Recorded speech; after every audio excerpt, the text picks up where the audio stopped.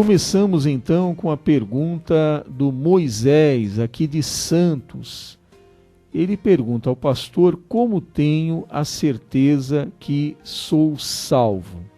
Ele diz aqui em seu relato que faz tudo corretamente, ele não peca. Ele diz que já se batizou desde o ano 2000. Ele estava congregando na Igreja Universal, mas depois ele começou a ver algumas coisas que ele considerou que são erradas e ele deixou então de frequentar a Igreja Universal. Ele diz aqui que neste ano de 2014 ele foi à igreja apenas 2 vezes. Fala aqui que é casado, a sua esposa não é crente, é católica. Então vamos ver agora a resposta do pastor.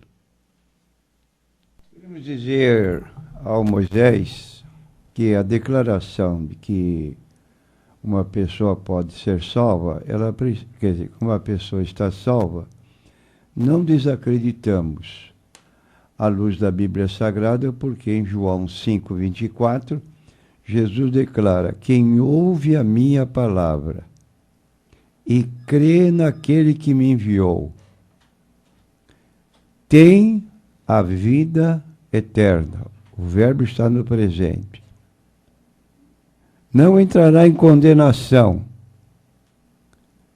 Futuro, passado, passou da morte para a vida.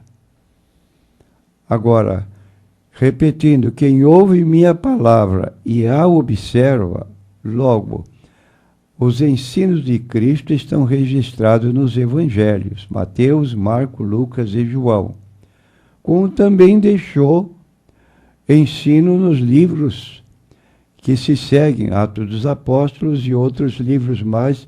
Os seus continuadores, eles também escreveram, por ordem do próprio Jesus. E nós temos em 1 Coríntios, capítulo 15, versículo 1 em diante, o que constitui o evangelho pelo qual nós podemos ser salvos. Diz o apóstolo, 1 Coríntios 15, versículo 1 em diante. Também vos notifico, irmãos, o evangelho que vos tenho anunciado, pelo qual também sois salvos. O verbo, de novo, está no tempo presente. Vou repetir. Também vos notifico, irmãos, o evangelho que vos tenho anunciado, o qual também recebestes, no qual também permaneceis, e pelo qual também sois salvos. Então, esta palavra aqui, precisamos permanecer. E eu estou observando aqui que o irmão não gosta de se congregar. 2 vezes apenas. Isso está fora do princípio bíblico de uma pessoa que se declara salva. Por exemplo, nós encontramos no livro de Hebreus uma demonstração de congregar-nos como é costume de alguns. Ora, desde aqueles tempos antigos, já havia pessoas que eram cristãos, mas fugindo da igreja. Antes, ademoestando-nos uns aos outros, e tanto mais quanto vedes que se vai aproximando aquele dia. Porque se pecarmos voluntariamente, depois de termos recebido o conhecimento da verdade, já não resta mais sacrifício pelos pecados. Então aí está uma colocação diante do que o nosso consulente Moisés, nosso irmão, escreve, sem duvidar da sua afirmação: tenho certeza que sou salvo, faço tudo correto, não peco, mas existe o pecado de omissão. E aqui está se referindo no capítulo 10, versículo 25, pecado de omissão. A pessoa aceita Cristo, mas se omite de estar presente na casa de Deus. E o mesmo também Paulo repete no capítulo 15, do versículo 1 e 2. Pelo qual também sois salvos, se o retiverdes tal como vou-lo tenho anunciado, se é que não crestes em vão. Então, bem esta situação e verificar esta outra situação. Sou casado e ela não é crente, é católica. Pergunto, este casamento se deu depois que o irmão era cristão, aceitou a Jesus como Salvador, ou antes? Se foi antes, está errado, porque a Bíblia, porque se era crente e se casou com uma pessoa que não seja da mesma fé, de acordo com 2 Coríntios, capítulo 11, versículo 4 em diante, versículo 6, Paulo recomenda: não vos ponhais debaixo de um jugo desigual. E um casamento de uma pessoa crente com uma pessoa católica é um jugo desigual. Então, a vida de uma pessoa não é bem equilibrada porque ela está fugindo ao princípio bíblico. A próxima pergunta é da consulente Edith. Ela fala aqui sobre o dever de perdoar uns aos outros. Devemos fazer a diferença como cristãos, pastor? Na Epístola de Paulo aos Gálatas, capítulo 6, versículo 1 em diante, recomenda o seguinte: irmãos, se algum homem chegar a ser surpreendido em alguma ofensa, uma hipótese, vós que sois espirituais, encaminhai o tal com espírito de mansidão, olhando por ti mesmo, para que não sejas também tentado. Levai as cargas um dos outros e assim cumprireis a lei de Cristo. Então, admito que a irmã esteja fazendo isso. Devemos perdoar uns aos outros? Devemos perdoar uns aos outros. E também no livro de Mateus 18, versículo 15 em diante, o próprio Jesus Cristo recomenda que assim façamos. Agora, se a pessoa se mantiver endurecida, recusar dar perdão, então não considera mais como cristão. Ele tem o direito de fazer como quer, só que dentro do ensino de Cristo ele está fora. Primeiro chama um irmão para ser testemunha, depois chama mais dois. Se ele persistir na sua posição, dá conhecimento ao pastor da igreja, que falará a toda a igreja, e se ele ainda não se mover da sua própria situação, então considera-o como um gentil, quer dizer, não tem compromisso com a igreja da qual é membro, e a igreja não o considera mais como membro. A próxima pergunta é do consulente Alexandre de Cubatão. Ele quer saber sobre a CCB. CCB é uma sigla que significa Congregação Cristã no Brasil.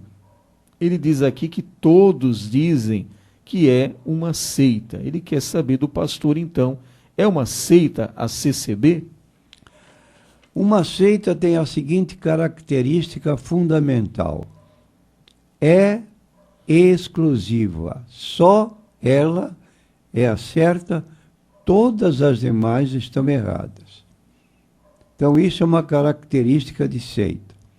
Agora, esta igreja, embora se diga evangélica, ela tem este princípio: qualquer pessoa de qualquer igreja evangélica, batizada nas águas, que amanhã for levada por um colega de serviço, um vizinho que seja dessa igreja, que faz convites insistentes para visitar a sua igreja, e quando chega lá, existe uma condição.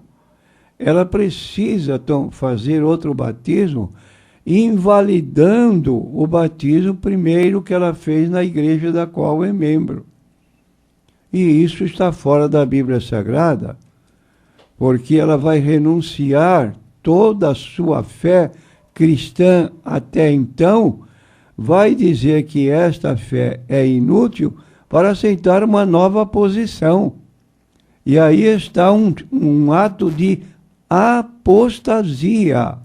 Se pecarmos voluntariamente, depois de termos recebido o conhecimento da verdade, já não resta mais sacrifício pela verdade. Porque a pessoa abandonou os atos que ela fez, aceitou a Cristo como Salvador, foi levada ao batismo nas águas, é uma cristã que está com a sua vida normal diante de Deus. Agora ela chega atendendo a um convite desprevenidamente e vem uma senhora ou uma pessoa que se diz amiga e agora sujeita essa crente a batizar-se de novo. E quando vai entrar no templo, ela não é considerada irmã, não. Aqui tem uma visita que não pertence à fé. Ora, sai daí. E essa igreja pode se vangloriar de ser a única e exclusiva igreja evangélica? Se não vive uma vida de retidão, é só abrir a oportunidade que nós podemos citar. Mas aí está essa posição, eu digo a nossa irmã, ao Alexandre de Cubatão, que é verdade, a CCB não aceite convite porque é uma seita. Vamos para a pergunta da Cida. Ela ouviu um fato aqui muito curioso, né? Falando sobre uma pessoa quando morre, é um ensino que ela ouviu, ela está ligando para o pastor esclarecer. Uma pessoa quando morre, o seu corpo está ali sendo velado e no tempo que ele fica ali sendo velado, o espírito deste corpo fica ali ao lado do corpo. E ele só se ausenta quando o corpo é sepultado. Depois que ele é devidamente sepultado, o espírito sobe, diz ela aqui na sua pergunta. Ela quer saber, isso tem base bíblica, pastor? A pessoa morre, o espírito fica do lado, aguardando, até que o corpo seja sepultado, e quando é sepultado, o espírito se retira? Essa é uma doutrina particular de alguém que eu desconheço à luz da Bíblia Sagrada. Vamos ler a Bíblia. 2 Coríntios, capítulo 5, versículo 1 em diante. Veja o texto como diz, é o Paulo que escreve, porque sabemos, não está havendo qualquer dúvida. Então a pessoa tem um corpo terreno que é levado à sepultura. Se este corpo se desfizer, veja o tempo do verbo. Temos, presente, de Deus, um edifício, uma casa, não feita por mãos, eterna nos céus. E por isso também gememos, querendo ou desejando ser revestido da nossa habitação que é do céu. Ora, se nós temos uma casa que substitui essa na qual moramos, que é o nosso corpo, e queremos sair desta casa para entrar na outra casa celestial, por que então essa pessoa fica esperando o corpo ser sepultado? Isso aqui não tem base bíblica nenhuma, e esse capítulo 5 aqui de 2 Coríntios é muito claro. Então diz o apóstolo a respeito da nossa vida aqui, porque também nós, os que estamos neste tabernáculo, nesse corpo, gememos carregados, não porque queremos ser despidos, mas revestidos para que o mortal seja absorvido pela vida. Ora, quem para isto nos preparou foi Deus, o qual nos deu também o penhor do Espírito. Pelo que estamos sempre de bom ânimo, sabendo que enquanto estamos no corpo, vivemos ausente do Senhor, porque andamos por fé e não por vista. Mas temos confiança e desejamos antes deixar este corpo para habitar com o Senhor. incontinente, deixou o corpo, parte para o céu, pelo que muito desejamos também lhe ser agradáveis, quer presentes, quer ausente, de modo que deixou o corpo presente com o Senhor. Mais uma pergunta aqui da consulente Cida é com relação ao rei Salomão. Ela quer saber se o rei Salomão foi salvo. Ele teve uma história assim tão brilhante, tão importante, mas depois viu-se uma certa queda na sua vida, na sua comunhão com Deus. Então ela quer saber do pastor se... Nós queremos dizer que Salomão apostatou. De acordo com o livro de Deuteronômio, quando alguém no meio do povo de Deus de Israel ia assumir o governo, a chefia o reinado, ele era aconselhado, o livro traz essa recomendação, que não adquirisse, não se casasse com muitas mulheres. E também não tivesse muitos cavalos no seu, como posse dele, que ele viesse se vangloriar por causa disso.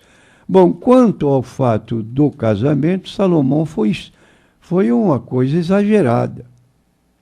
Ele teve 700 mulheres princesas, filhas de reis vizinhos, que era um tipo de casamento negociado para haver paz entre o rei de Israel e os demais reis das nações que estavam ali perto dele. E as mulheres que vinham ao seu palácio para unir-se a ele com casamento eram pagãs. E cada uma, segundo a sua nação, tinha um deus específico. De modo que, na velhice, Salomão se deixou dominar por estas mulheres. E aí começou a levantar templos para as mulheres, suas esposas.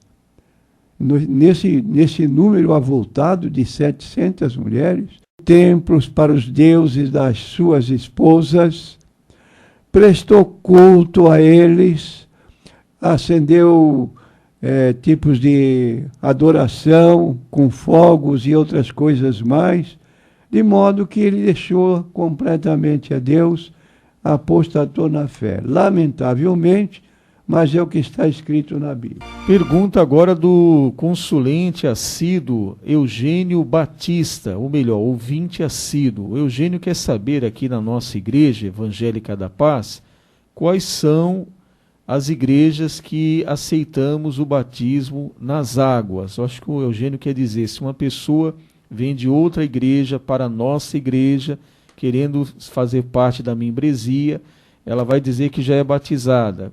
O pastor vai dizer qual igreja você se batizou. Ele quer saber, então, quais são as igrejas que o pastor aceita o batismo. Nós queremos, sem levar a distinção de igrejas, as igrejas evangélicas, de modo geral, elas têm a mesma forma de crer, alguma singularidade diferente, mas o que nós fazemos? Nós colocamos na porta de entrada da nossa igreja, no local onde outros avisos são dados, os itens que compõem o nosso corpo doutrinário. Ali está. Quem vai entrar, ela observa o que nós cremos antes de pedir união ou porque ela está lá. Se você não crê em algum item do nosso forma de crer, você está livre. Você não precisa crer, só que nós não aceitamos como membro da igreja. Porque a pessoa precisa ter unidade com a direção da igreja naquilo que é correto à nossa luz da Bíblia Sagrada. Então, essa é a posição. E se alguma pessoa quiser se unir conosco, nós pedimos que ela traga a forma de crer dela na sua igreja, para nós conferirmos se ela está também na mesma posição nossa e ela é uma cristã que está vivendo uma vida cristã correta, não tem dúvida. Ela vai passar 3 meses de observação, ela vai conhecer a nossa maneira de viver, como é que nos portamos, qual é a forma de nossos cultos.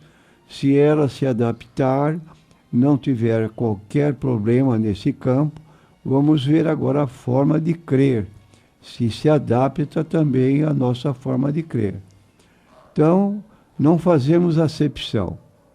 Agora, fazemos questão da identidade doutrinária. Pastor, e o batismo tem que ser por imersão, não é isso, pastor? Sem dúvida. Precedido, como disse Jesus em Mateus 28:19, ide ensinai, batizando-os em nome do Pai, e do Filho e do Espírito Santo. Então nós temos um curso para o batizando, aquela pessoa que vai se batizar, aprovada que foi dentro do exame, da perspectiva que tivemos e da vontade dela de se unir, nós vamos orientar biblicamente. Queremos que a pessoa tenha um conhecimento mais profundo da Bíblia Sagrada, porque muitas pessoas batizadas não sabem por que estão sendo batizadas, não conhecem o texto bíblico, não sabem nada a respeito da celebração da ceia que segue o batismo, e tudo isso nós orientamos, precedendo o batismo nas águas.